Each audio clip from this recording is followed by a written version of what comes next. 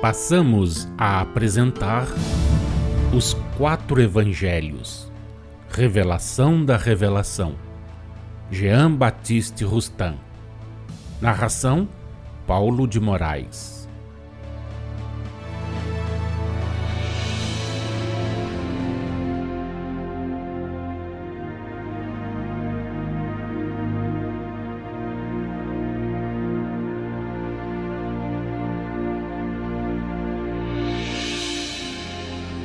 Quanto à resposta que deu a Maria, nem esta nem José a compreenderam, porquanto ambos, no momento, supuseram que ele se referia ao segundo como pai, e não ao Pai Celestial, cujo reinado preparava.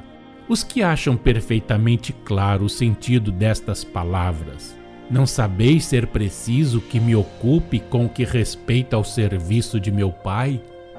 E entendem que claro devia ele ser também para Maria e para José, uma vez que o anjo lhes anunciara ser Jesus, Filho de Deus. Esses esquecem que em José e em Maria, revestidos da carne, se verificava a imperfeição das faculdades humanas.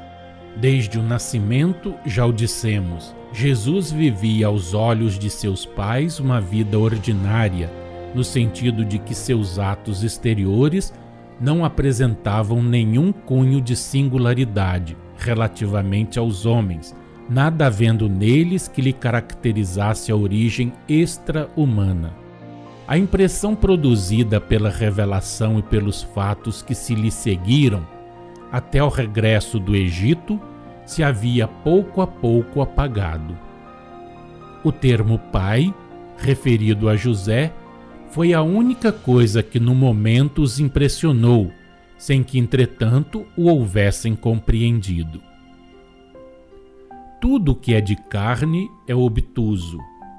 Se a existência de Jesus não causava admiração a Maria nem a José, é que quando ela pensava na origem do filho, a inteligência se lhe toldava a esse respeito, com tanto mais razão quanto era necessário que a natureza do menino, tal como a revelação o anunciara, não fosse ainda conhecida. Não vos admireis de que a Maria e José tenham referido ao último como pai, a resposta do menino Jesus, nem de que Maria, dirigindo-se a este, se exprimisse assim: Meu filho, aqui estamos teu pai e eu, que aflitos te procurávamos. Pois que não só Maria se acreditava mãe de Jesus por encarnação humana e ao mesmo tempo divina, milagrosa, como também Jesus lhe chamava mãe, e devendo José passar perante os homens por ser o pai de Jesus, este até então lhe chamara pai. Não vistes que quando José pretendia repudiar Maria, o anjo lhe disse que a tomasse por esposa sem lhe denunciar a gravidez? Ele, portanto, estava ciente de que devia passar por ser o pai do menino. Com efeito, do momento em que, malgrado ao estado de gravidez, embora fosse esta aparente, a mulher era aceita, o esposo se reconhecia por pai do nascituro. José ignorava quanto tempo devia esse erro durar. Repetimos, no trato com José, Jesus lhe dava o título de pai, o que dirigiu para ele o pensamento de Maria, ao ouvir a resposta do filho. Essa resposta de Jesus foi a primeira alusão por ele feita à missão que vinha desempenhar. Cumpria-lhe proferir palavras que repercutissem no futuro. Foi-vos dito que ele, no templo, estava assentado em meio dos doutores, escutando-os e interrogando-os, e que todos os que o ouviam ficavam surpresos da sua sabedoria e das suas respostas. Naquela idade de 12 anos que Jesus aparentava quando se mostrou no templo, os meninos se aplicavam à leitura, se informavam da tradição, se preparavam para estudar os comentários dos doutores e apresentavam suas dúvidas aos mestres. Não é exato que nunca discutissem publicamente com os doutores. O fato se dava. O menino era provocado para uma discussão pública sempre que, revelando grande aptidão, podia fazer honra ao mestre. Isso tinha que se dar e se deu com Jesus. Por ser estrangeiro em Jerusalém e não estar sob a direção de nenhum mestre, nem por isso tomou ele assento no templo entre os doutores como um desconhecido. Já dissemos que o irmão de José e o próprio José o haviam apresentado como descendente de Davi, segundo a linha da parentela, segundo a descendência da tribo. Assim é que foi admitido a falar no templo. A princípio, teve de responder aos doutores, que eram levados a interrogá-lo. Depois, sentando-se, entrou a discutir, dando-lhes, por sua vez, a lição. Não vos sucede a vós, que não prestais atenção ao que dizem as crianças, ouvir atentamente as que vos parecem denotar uma inteligência, um adiantamento desproporcionados à idade que contam? Como pretenderíeis que, surpreendidos, maravilhados ante as primeiras respostas de Jesus às perguntas que lhe dirigiram e ante as primeiras questões que propusera, não o impelissem a falar aqueles mesmos com quem ele viera discutir?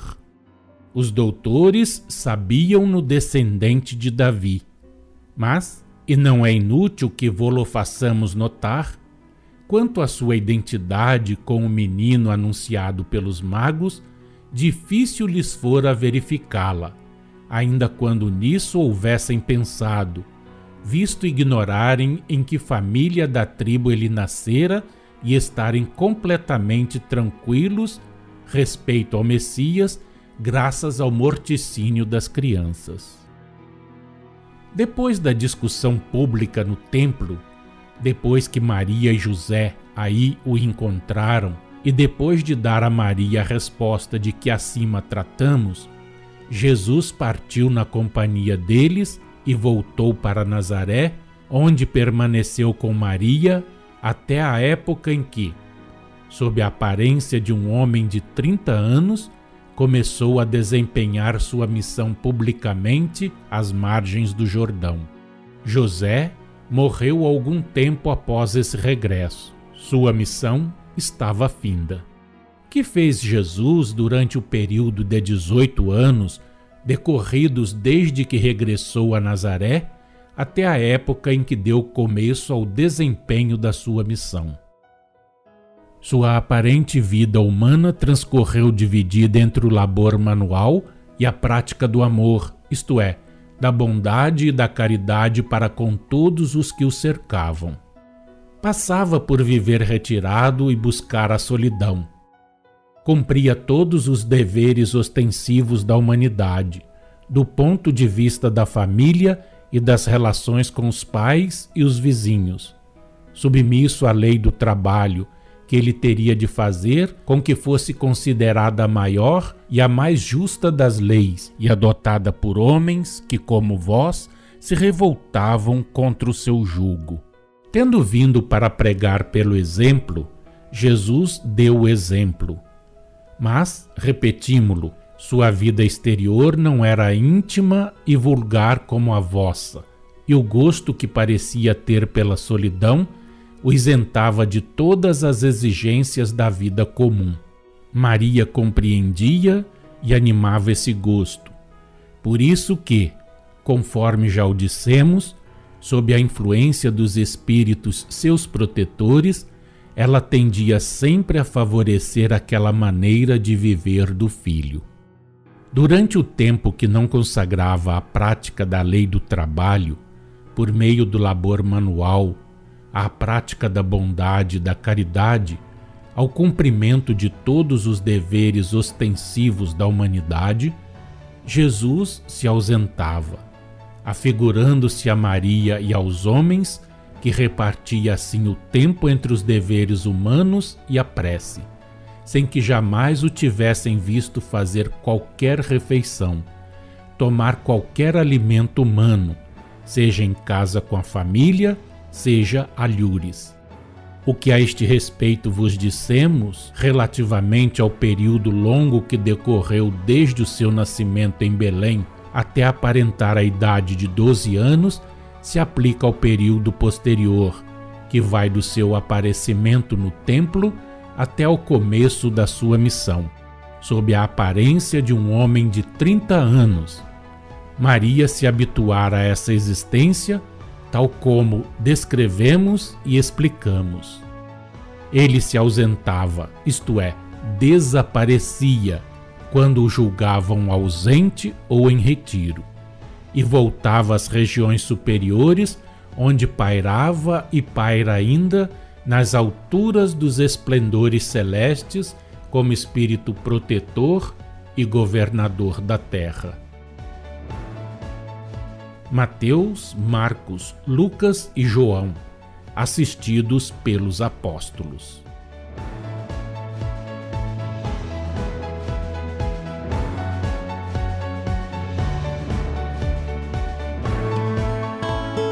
Acompanhe no próximo programa mais um trecho de Os Quatro Evangelhos, Revelação da Revelação, Jean Baptiste Rustin.